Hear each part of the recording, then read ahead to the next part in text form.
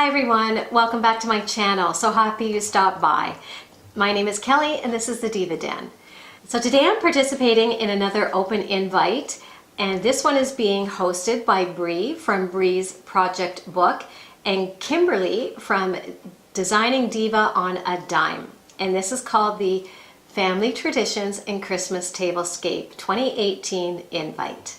Now, I'll be sure to link both Bree and Kimberly's channels below and the playlist as well, so that you can go check out all the other videos on there. I'm sure there's going to be some great family traditions. I can't wait to hear about them because my family is all about the family traditions at this time of year as well.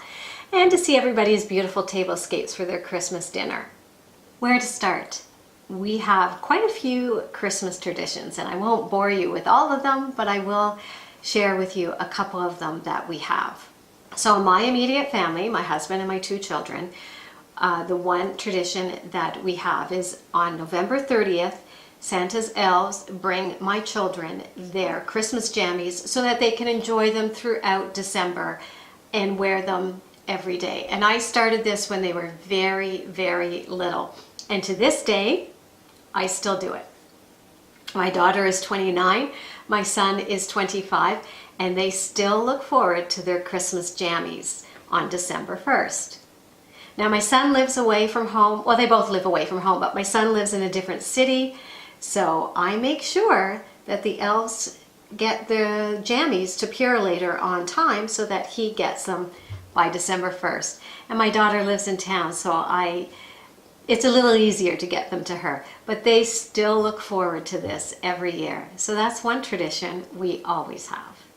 Now, another tradition that my mom started when the kids, again, when the grandkids were very, very little, it started with my daughter way back when, was she would do Christmas Cookie Day one weekend in December. But when my dad was still with us and the kids were little, it was more than just Christmas cookie decorating day. My mom and dad would actually take the kids for the evening. So they would pick them up on a Saturday around noon and keep them till the next day, at dinner time. Actually, we would all go over on Sunday at dinner to enjoy it together, and then we would pick up the kids and bring them home. And it all started when, my husband and I and my sister and her husband, when we had Christmas parties that we were attending for work and stuff, and my parents would offer to babysit. So what they did was, it evolved and it became what we called the Nutcracker Weekend. And my mom would take all the grandchildren to see the Nutcracker. And we're talking, these kids were young. Usually they had to be about 3 to participate in the Nutcracker. So my mom would get them all dressed up and she would lay out her dining room table. So this is a really appropriate invite for me because it's all about the tablescape and family traditions. So she would have 3, 4, 5, 6, 7-year-olds all dressed up, sitting at the Christmas dinner table and eating their meal. It was probably chicken nuggets and fries, but that was okay. And she had them all sitting there, and then they would go off to the Nutcracker for the evening.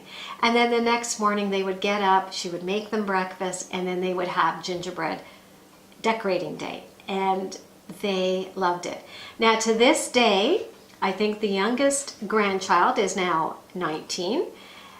They still arrange with my mom for Christmas Cookie Day. We don't do the Nutcracker anymore. Unfortunately, that stopped a few years ago. It just got to be too hard to organize. But the kids actually enjoy the Christmas Cookie Day so much. And I vlogged this last year, and I'll leave a link to that below so you can get a little bit of an idea of what our Christmas Cookie Day is all about. But they call up Gammy, that's what they call my mom, Gammy. They call her up and arrange themselves for Cookie Day. And it's just a wonderful tradition that has kept on for years. So those are just 2 of our Christmas traditions that are very near and dear to our hearts. We love them, we look forward to them. There's a bunch of other little ones, but those are 2 of the big ones that we really enjoy at this time of year. So now I want to show you my Christmas table. I have it set ready for guests if guests drop by, or you know, as we plan for dinners and events coming up, I have it set, and I'm really excited to show you how my table looks.